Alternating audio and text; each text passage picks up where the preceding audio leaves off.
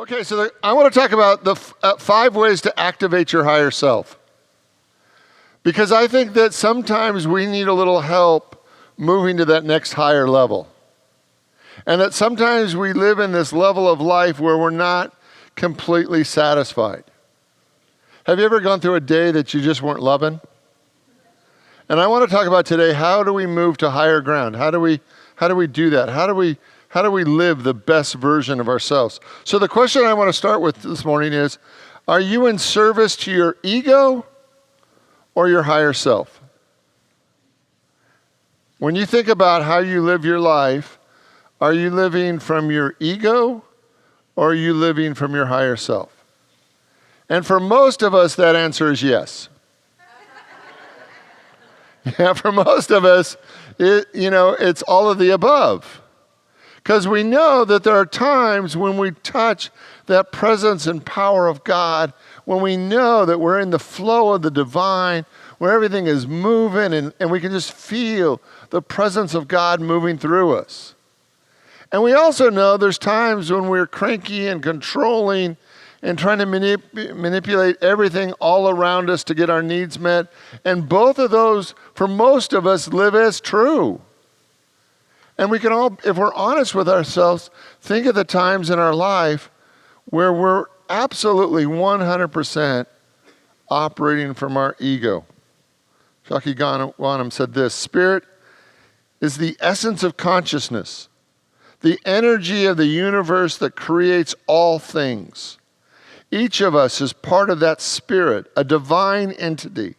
So the spirit then is our higher self, the eternal being that lives within us all. So I want to touch that today. I want to talk about that today.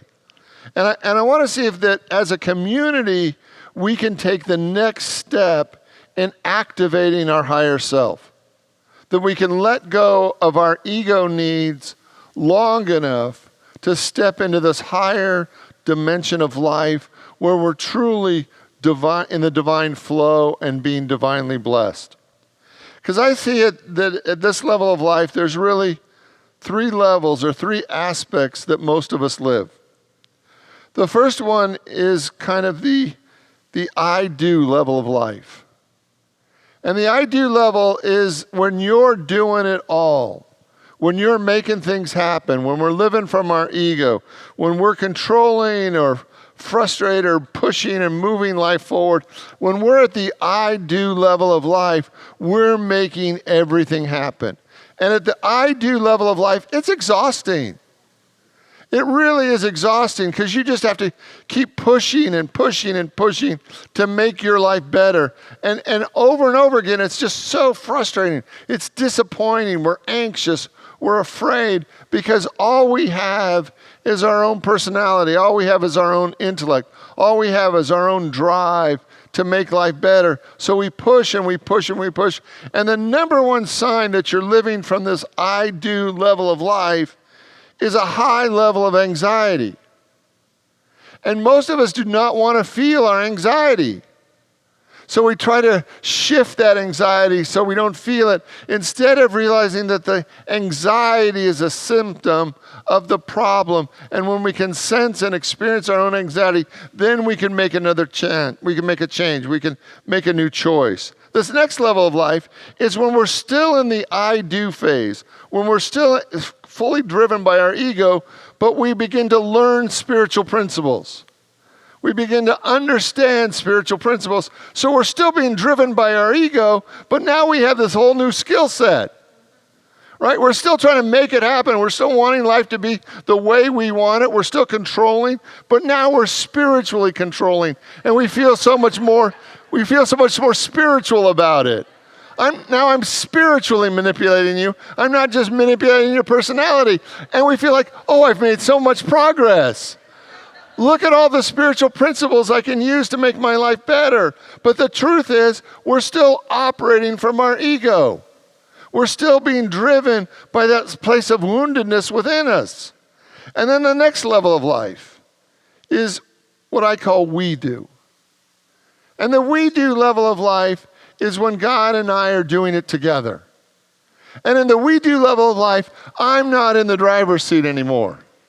I've actually surrendered, and God is now in charge of my life, and I put Spirit, I put God, I put that infinite wisdom and intelligence in front of every situation, and I'm willing to surrender and be at peace and allow the glory of God to move in and through our life. And what I want you to see today is I believe that all of us, in one way or another, in one 24-hour period, are in all three phases. That if you tell yourself the truth, I believe there's times when you're anxious and afraid. And I believe that when we are anxious and afraid, we are totally operating from the I do phase. And there's times when we feel like we're a little bit in the flow and we can feel the presence of God. And we're still in our ego. We're still in the I do with spiritual principles. And I believe that there are moments, like when JP was singing, where you feel the presence of God so fully that you've surrendered and you know that God is in charge of your life. And then over and over again, I think it's critically important that we be conscious of where we are. Because when you're being driven by your ego, most of us don't realize it.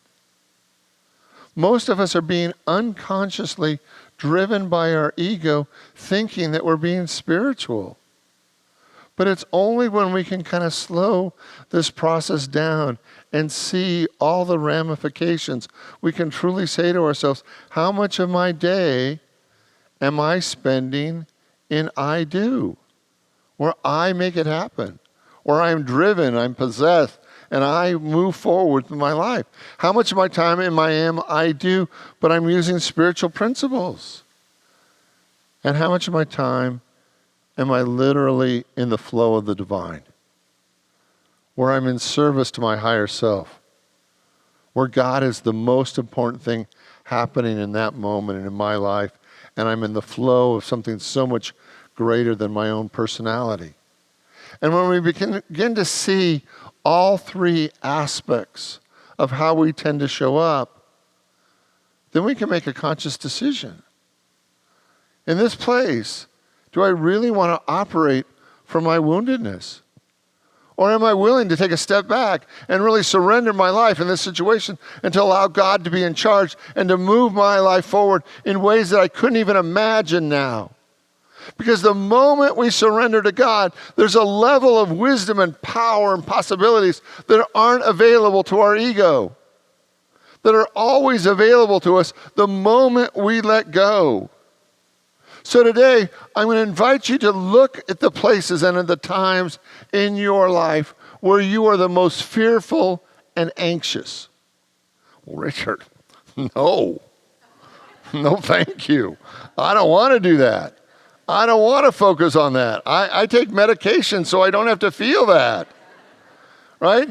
And I want you to see today that there's another option. And the option is as soon as you begin to feel anxious or afraid about anything, I want you to feel the power that you have to turn it over to God. That you can actually let it go and feel relief. Because the promise is, as you do your spiritual life, the byproduct of living your spiritual life and turning your life over to God is peace. The promise is, the more you know God, the more you surrender, the more that you will be given peace because you're not doing it alone anymore. But the more you're driving by your ego, the more you're in service to your ego and how you look and how you're doing it and what other people think about you, the more anxious and afraid we become until we have the courage to surrender it and let it go. Can everybody think of at least one area in your life where you've been anxious? Where you've been afraid? And what would happen? What would it look like today if you decided to let God be in charge of that area in your life? If you decided to let the power of God in you, your higher power, be in charge of that situation fully and completely, can you even get a sense of the level of relief that would be available to you? When we look at our world today, there are so many things that could scare us. There are so many things that look outside of our control. And as a community, especially as a spiritual community, we have to practice over and over going deeper than our fears and turning it over to God and feeling the activity of Spirit move through us in such a way that our life is better because of it, that we get lifted up to higher ground. So I want to give you a couple of ways. I want to give you 5 ways that I believe allow us to activate our higher self. The first one is going to sound negative, and I'm sorry. I know some of you don't like it when I go negative, but I'm just going to kind of dip in there a little bit. And the question the first one is the first way that we truly activate our higher self is to heal our deepest wound. And now some of you are saying, Richard, I don't have a wound. I said, God bless you, right? But some of us do, right? And when we're unconscious of our deepest wound, we tend to act out from it. When we know and understand our deepest wound, we can actually make a new choice. But when we're unconscious to the way that we've been wounded by life, and we carry that wound into every situation, into every day, into every moment, we actually make it worse because now it's kind of bleeding into every situation. But when we know where we're wounded, when we can see it, when we see the way that we've acted from it, then we can actually invite Spirit into that place to heal us at depth. And that's the promise. You can't heal what you can't see. But the moment you can see your woundedness, the moment you can see the problem, you can actually invite God into that situation at the depths that you need to be healed. And at that moment, transformation begins to happen. Being unconscious is not healing. It's just being unconscious. The moment we can see the problem, the moment we can see the wound, we can invite God into that experience and we can be transformed at depth. For many of us to activate our higher self and to live a greater life, we have to be willing to be conscious of the places that we've been hurt in the past and invite God right there so that we can move beyond the pain of the past and live a brand new life. 2, I believe that to live from our higher self, it is critical that we have more experiences with God. I think that prayer and meditation is fundamentally important if we're going to activate our higher self, because we need to spend more time with God. The more we know God, the more we're willing to surrender to God. The more we learn to quiet our minds and open our hearts and experience the full presence of God, the more that we can be transformed at depth. 3, I believe that most of us, when we're acting from our ego, have a completely different set of values than when we're acting from our higher self.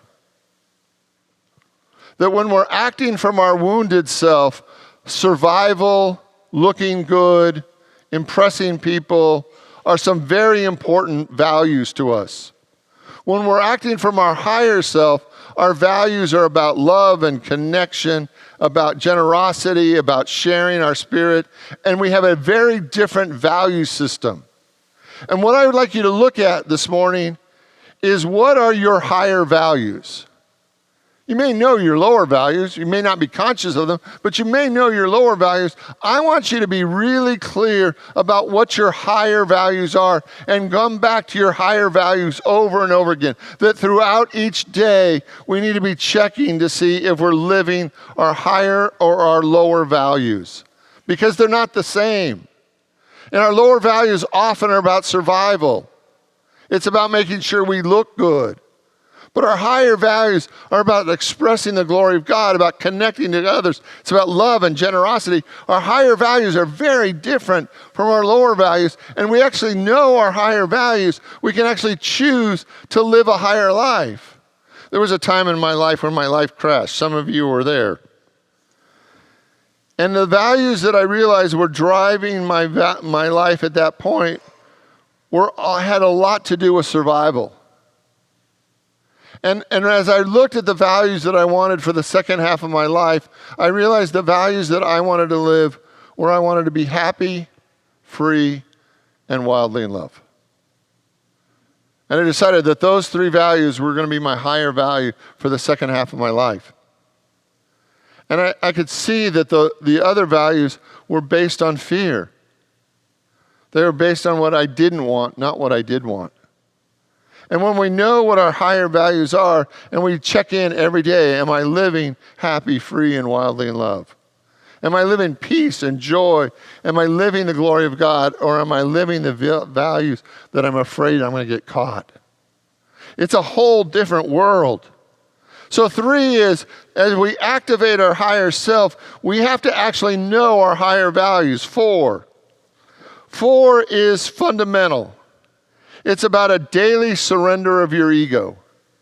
To activate your higher self, I believe on a regular basis, we have to surrender our ego to express the divine that is within us. That every day, in some way, we have to say to ourselves, not my will, but thy will be done. That every day we have to come into the experience of saying, shifting out of my lower self and making a conscious decision to shift into my higher self. Will you say with me, thy will be done? Together, thy will be done. And feel that. Feel how much your ego resists that. No. Like if we tell ourselves the truth, our ego doesn't want to let go of control. Our ego knows that if it lets go of control, it's going to be useless. So it hangs on. And every day we practice surrendering over and over again to the will of God. In every situation, surrendering to the will of God and experiencing a greater possibility. 5, surround yourself with the people and the things that take you higher. When you tell yourself the truth, who are the people in your life that just being in their presence takes you higher? Being around them, being in conversation with them takes you higher. See, I believe that there's a need for spiritual community and spiritual teachers.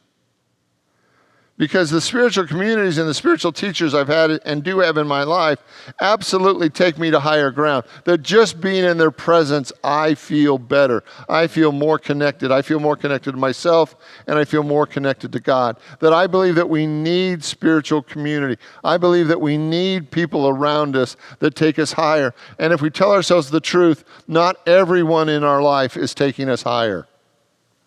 Do you have some people in your life that aren't helping? Right? They just aren't taking you higher. And you might not be able to get them out of your life, but you can decide how much time you spend with them. And are you spending time with people that continually invite you to look up and see possibilities? And also the people, whether it's reading their books or their TED Talks, be surrounded by friends and family that invite us to go higher. And also the things, music today. If the music today doesn't take you higher, I can't help. I just can't help, right? The music is so good today that if you don't feel a lift of your spirit, something's broken. Right? Because music, images, nature, there's things around us that take us higher. Today, I want to challenge you to activate your higher self in a greater way. And I want you to see the symptoms when you're operating from your lower self.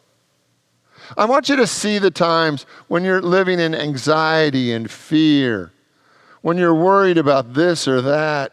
Because what I want you to see is every time you're anxious, there's a greater opportunity to surrender. And every time we surrender, we can decide to surrender to our greater self, our higher self, our God self. That whatever is going on in your life right now, whatever is going on in your world, I believe it's an opportunity for you to play a bigger game, to live a bigger life, to express more God than you've ever known before.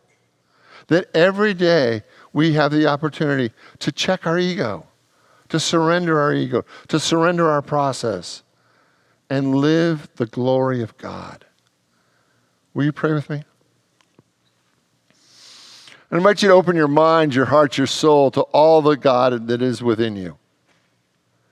That you were created in the image and likeness of the divine. Within you was placed every gift from God, every possibility. That we've been endowed by our Creator with the fullness of Spirit. And today we allow ourselves to activate that Spirit, to activate our higher self, to live the best version of who we are. And when we're anxious and afraid, we surrender our ego. When we're holding the wounds of the past, we invite God into the deepest place within our heart and soul. That over and over and over again, we choose to be God's shining light. To be the man or woman God created us to be. To stand in the glory of God and allow God to use us for that which we've never done before. So in the name and through the power of the living Christ, we give thanks. And so it is. Amen. God bless you all. Have a great week, and thank you for being here.